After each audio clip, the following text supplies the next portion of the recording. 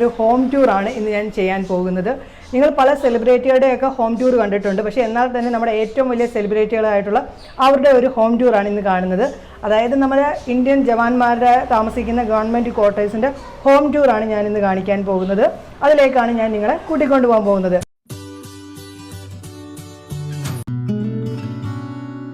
നമ്മുടെ ഇന്ത്യൻ അതിർത്തി കാവൽ നിൽക്കുന്ന പല ജവാന്മാരും താമസിക്കുന്ന അവരുടെ ക്വാർട്ടേഴ്സ് എങ്ങനെയാണ് നമുക്ക് പലർക്കും അറിയത്തില്ല.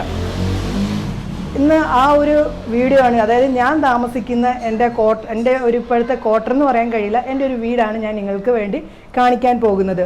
ഞാൻ ആ ഒരു വീട്ടിലേക്ക് നിങ്ങളെല്ലാവരും ഒരുമിച്ച് കൊണ്ടുപോവുകയാണ്. കാരണം നമ്മളിപ്പം പലരും പല നാട്ടിൽ നിന്നാണ് എൻ്റെ വീഡിയോസ് കാണുന്നത് തന്നെ. അതുകൊണ്ട് തന്നെ നിങ്ങളെല്ലാവരെയും ഒരുമിച്ച് എൻ്റെ ഒരു വീട്ടിലേക്ക് കൊണ്ടുവരണം എന്നെനിക്കൊരു ആഗ്രഹമുണ്ട്. അതുകൊണ്ട് തന്നെ ഞാൻ നിങ്ങളെല്ലാവരെയും ഒരുമിച്ച് എൻ്റെ വീട്ടിലേക്ക് കൂട്ടിക്കൊണ്ടു പോകാൻ പോവുകയാണ്. നമ്മൾ തുറക്കുമ്പോൾ തന്നെ ഒരു ഫ്രണ്ട് ഡോറാണ് നമ്മൾ കാണുന്നത്. അത് എത്രയോ വർഷം പഴക്കമുള്ളതാണ് ഈ ഒരു ക്വാർട്ടർ എന്ന് പറയുന്നത്.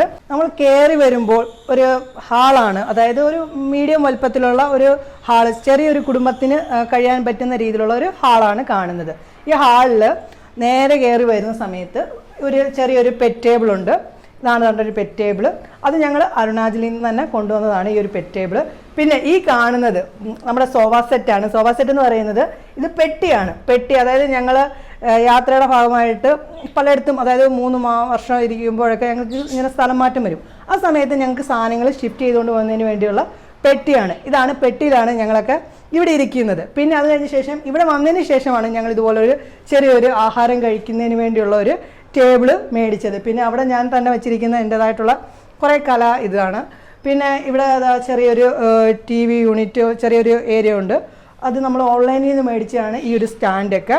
പിന്നെ ഇപ്പോൾ ഈ ഇടയ്ക്ക് ഇവിടെ ഫെസ്റ്റിവൽ വന്ന സമയത്ത് ഇതുപോലെ ചെറിയൊരു ഫ്ലവർ സ്റ്റാൻഡൊക്കെ മേടിച്ച്, നല്ലൊരു ഫ്ലവർ സ്റ്റാൻഡൊക്കെയാണ് അത് മേടിച്ച്. പിന്നെ മക്കളുടെ അവരുടേതായിട്ടുള്ള ഒരു ടോയ്സ് ഇവിടെ എടുത്ത് വെച്ചേക്കുന്നുണ്ട് ചെറിയൊരു ഷോയ്ക്ക് വേണ്ടി.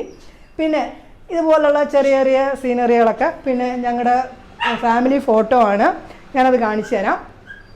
ഇത് എൻ്റെ ഹസ്ബൻഡ്, ഞാൻ, എൻ്റെ മോള്, മൂത്താൾ, ഇളയാൾ, ഞങ്ങൾ ചെറിയൊരു കുടുംബം.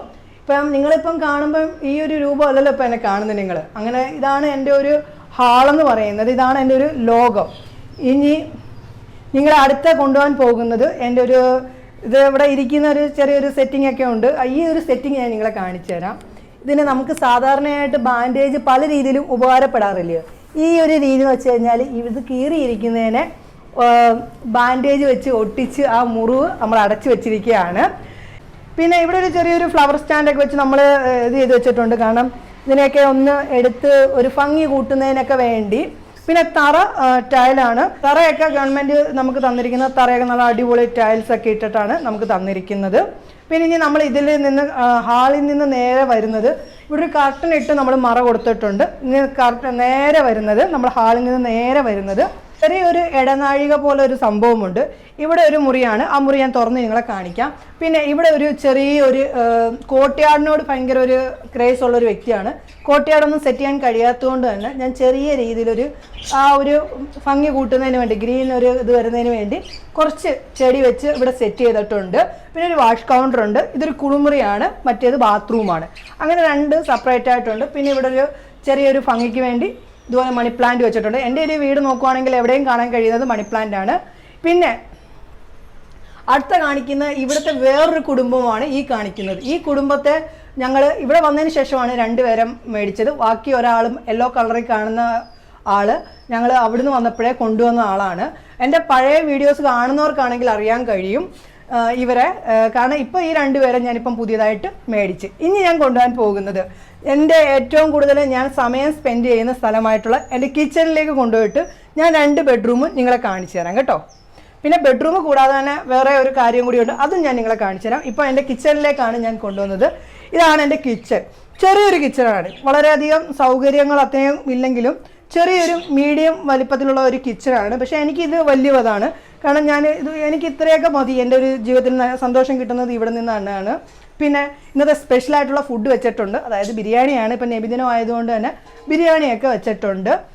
പിന്നെ ഇതുപോലൊരു ഫുഡൊക്കെ ഇതുപോലെ മസാലകളൊക്കെ വെക്കാൻ വേണ്ടിയുള്ള ഇതാണ് ഇന്നത്തെ സ്പെഷ്യലായിട്ടുള്ള ബിരിയാണി വെച്ചേക്കുന്നത്. പിന്നെ നമ്മുടെ മസാലകൾ വെക്കാനൊക്കെയുള്ള ചെറിയൊരു സൗകര്യവും ഗവൺമെൻറ് തന്നിട്ടുണ്ട്. പിന്നെ ഇവിടെ ഗ്രാനൈറ്റ് ആണ് ഇട്ടേക്കുന്നത്, പിന്നെ തറയും ടൈൽസ് ആണ്. ഓക്കെ, ഇതാണ് നമ്മുടെ ഒരു ചെറിയൊരു കിച്ചൺ. പക്ഷെ നിങ്ങൾ കാണുമ്പോൾ വിചാരിക്കരുത് അത്ര വൃത്തിയൊന്നും ഇല്ലെന്ന് ചിന്തിക്കരുത്. കാരണം നമുക്കുള്ള പരിമിതിയിൽ നമുക്ക് വെക്കാൻ കഴിയുകയുള്ളൂ. വലിയൊരു കിച്ചണൊക്കെ ആണെങ്കിൽ നമുക്ക് എല്ലാം വെക്കാനുള്ള സൗകര്യങ്ങളൊക്കെ ഉണ്ടാവും. പിന്നെ ഇനി അതിൽ നിന്ന് നമ്മൾ ഇങ്ങോട്ട് വരുന്നത് ഞങ്ങൾ കിടക്കുന്ന ബെഡ്റൂം, അതായത് ഞങ്ങളുടെ ബെഡ്റൂം എന്ന്. ഇതാണ് ഞങ്ങളുടെ ബെഡ്റൂം, ഇതാണ് ഞങ്ങളുടെ ലോകം. കാരണം ചെറിയൊരു ബെഡാണ്, ഞങ്ങൾക്ക് രണ്ടുപേർക്കും കിടക്കാൻ പറ്റുന്ന ഒരു ബെഡ്. അതായത് പിന്നെ ഇതായത് നമ്മുടെ ഇപ്പം പല വീഡിയോസിൽ പല കാര്യങ്ങളൊക്കെ ഞാൻ എടുത്ത് കാണിക്കാറില്ല. ഇതാണ് നമ്മുടെ ബ്യൂട്ടീഷ്യൻ്റെ സാധനങ്ങളൊക്കെ വെച്ചിരിക്കുന്ന സംഭവം. പിന്നെ എൻ്റെ വീഡിയോ എടുക്കുന്നതിന് വേണ്ടിയുള്ള സംഭവങ്ങളാണ്, ചെറിയ സംഭവങ്ങളാണ്.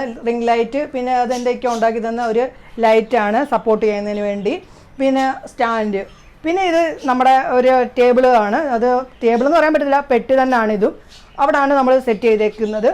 പിന്നെ ഇത് വ്യായാമം ചെയ്യുന്നതിന് വേണ്ടി മേടിച്ചതാണ്. ഇപ്പം ഞാൻ വ്യായാമം ഒന്നും ചെയ്യാനൊന്നും പറ്റാത്ത സാഹചര്യമായതുകൊണ്ട് ഇങ്ങനെ ഇട്ട് വെച്ചിരിക്കുന്നത്. ആ വശം ഞാൻ കാണിക്കുന്നില്ല, അത്ര ഭംഗിയില്ലാതിരിക്കുകയാണ് അവിടെയൊക്കെ. പിന്നെ ഇതൊരു അലമാരയാണ്, അത് ഒരു മുറിക്ക് മാത്രമേ ഉള്ളൂ ഒരു അലമാര തന്നിരിക്കുന്നത്. ഇതാണ് അലമാര, ആ ഒരു മുറിക്ക് മാത്രമേ അവർ തന്നിട്ടുള്ളൂ. പിന്നെ ഇത്രയൊക്കെയാണ് ഈ ഒരു മുറിയുടെ പ്രത്യേകത. പക്ഷേ ഈ ഒരു മുറിക്ക് വേറൊരു പ്രത്യേകതയും കൂടിയുണ്ട്. ഇവിടെ നിന്ന് പുറത്തേക്ക് ഇറങ്ങി ചെല്ലുമ്പോൾ മനോഹരമായിട്ടുള്ള ഒരു കോർട്ട്യാർഡ് ഞാൻ സെറ്റ് ചെയ്തിട്ടുണ്ട്. കാരണം ആ ഒരു കോർട്ട്യാർഡാണ് ഞാൻ നിങ്ങളെ ഇനി കാണിക്കാൻ പോകുന്നത്. നമുക്ക് അതിൽ ആ ഒരു കോർട്ട്യാർഡ് ഒന്ന് കണ്ടാലോ. ഇതാണ് എൻ്റെ കോർട്ട്യാർഡ്, ഇതാണ് എൻ്റെ കോർട്ട്യാർഡ്. കോർട്ട്യാർഡ് എന്ന് പറയുമ്പോൾ നിങ്ങൾ കരുതുന്നത് കണ്ടോ, ഞാൻ ഇവിടെയൊക്കെ സെറ്റ് ചെയ്തിട്ടുണ്ട്. ഞാൻ ഏറ്റവും കൂടുതൽ ഇവിടെ വന്നിരുന്നുകൊണ്ടാണ്, ഈ ഒരു ഭാഗത്ത് വന്നിരുന്നുകൊണ്ടാണ് ഞാൻ എല്ലാം ചിന്തിക്കുന്നതും വീഡിയോയ്ക്ക് വേണ്ടിയുള്ള കാര്യങ്ങളൊക്കെ ചിന്തിക്കുന്നതൊക്കെ. ഇതാണ് എൻ്റെ ഒരു കോർട്ട്യാർഡ് എന്ന് പറയുന്നത്. ഏറ്റവും കൂടുതൽ സമയം സ്പെൻഡ് ചെയ്യാനായിട്ട് ആഗ്രഹിക്കുന്നതും ഇവിടാണ്. അപ്പോൾ ഈ ഒരു സംഭവം കണ്ടോ, ഇത് ഒരു ഭംഗിക്ക് വേണ്ടി ഞാൻ സെറ്റ് ചെയ്തേക്കുന്നതാണ്. ഈ ഒരു സംഭവം നമുക്ക് വലിയ ആൾക്കാരെ പോലൊന്നും ചെയ്യാനൊന്നും പറ്റുന്നില്ല. കാരണം ഉള്ള വരുമാനത്തിലേക്ക് നമുക്ക് ഇതൊക്കെ സെറ്റ് ചെയ്യാനായിട്ട് സാധിക്കുകയുള്ളൂ. പിന്നെ ഈ ചെടികളൊക്കെ കണ്ടല്ലോ, ഇതൊക്കെ ഓരോരുത്തർ മേടിച്ച് വെച്ചതും പിന്നെ ഓരോരുത്തരത്തു നിന്നൊക്കെ കിട്ടിയതാണ്. പിന്നെ ഞാനൊരു കാര്യം കാണിച്ചു തരാം നിങ്ങളെ.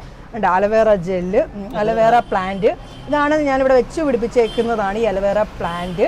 പിന്നെ അതുപോലെ തന്നെ 3-4 എണ്ണം ഉണ്ട്. ഇത് ഡ്രാഗൺ ഫ്രൂട്ടാണ്.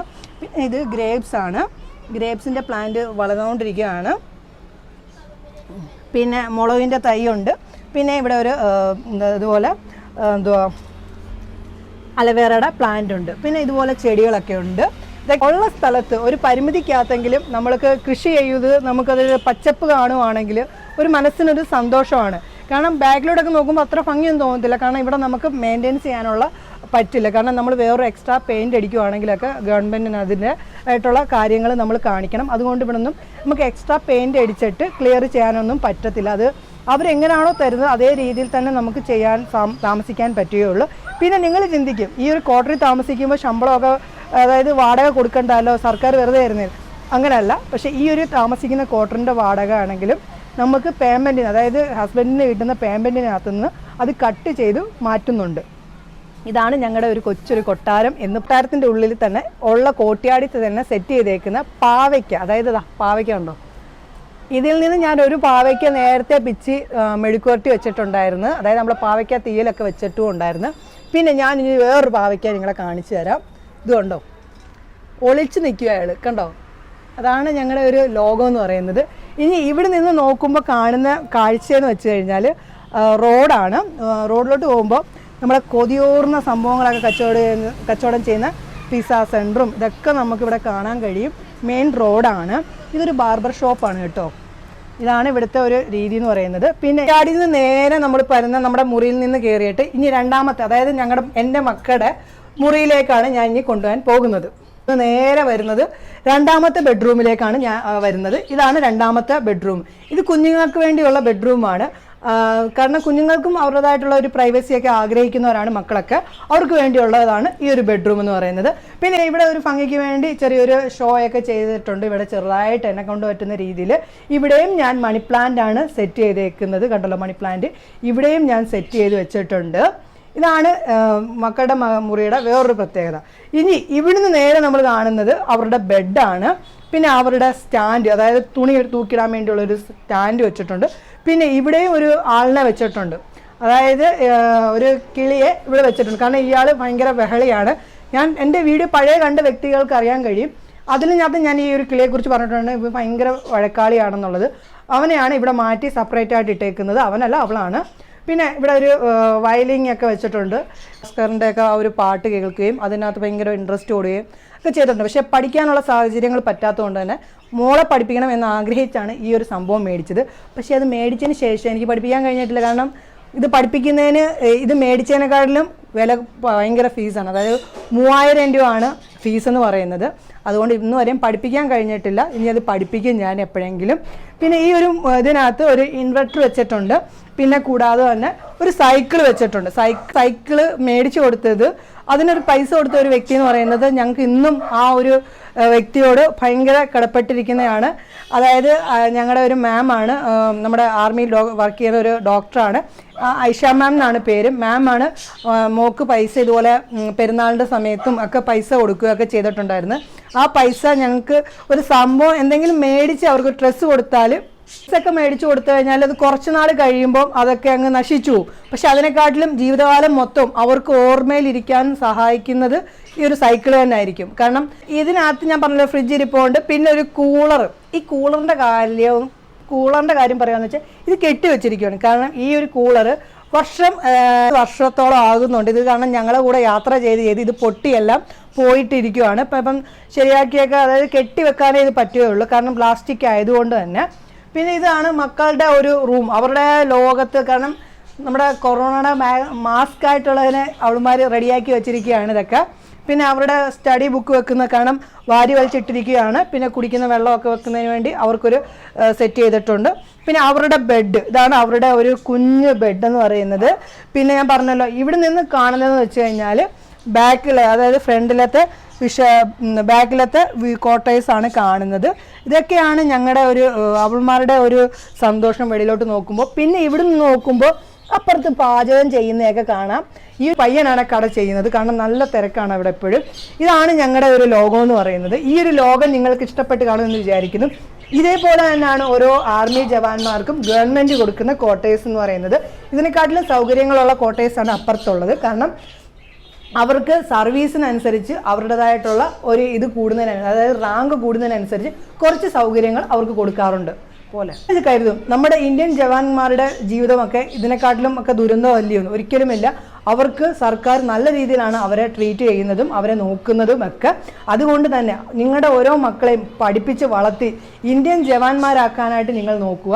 അല്ലാതെ മറ്റുള്ള ജോലിയിലേക്ക് പറഞ്ഞു വിടുമ്പോൾ നമ്മുടെ അതിർത്തിയിൽ കാവൽ നിൽക്കുന്ന ജവാനാക്കി വളർത്തുകയാണെങ്കിൽ നല്ലതാണ്. കാരണം അവർക്കും അവരുടേതായിട്ട് നമ്മുടെ ഇന്ത്യ രാജ്യത്തെ സേവിക്കുന്നത് വളരെയധികം അഭിമാനമുള്ളതാണ്.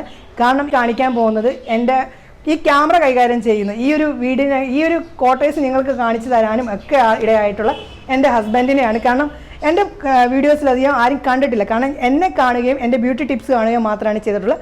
ഇതാണ് എൻ്റെ ഹസ്ബൻഡ് എന്ന് പറയുന്നത്. ഇതാണ്. ഇനി ഈ എൻ്റെ ഒരു ഇളയ മോൾ ഇപ്പോൾ ഇവിടെ എൻ്റെ കൂടെ ഉണ്ട്. മൂത്ത മോള് സ്കൂളിൽ പോയേക്കാണ്. അയാളെവിടെ കാണിച്ചത് ഇളയ മോളെ. കാരണം ഗൗരവകാരനൊന്നുമല്ല ഇങ്ങനെ ഇരിക്കുന്നതെന്ന് വെച്ചാൽ, കാരണം ക്യാമറ കൈകാര്യം ചെയ്യുന്നതുകൊണ്ടാണ് അതിൻ്റെതായിട്ടുള്ള ഒരു ഇതായിട്ടിരിക്കുന്നത്. ഫ്രീ ആണ്. ഞാൻ എൻ്റെ മോളെയും കാണിച്ചു തരാം കേട്ടോ.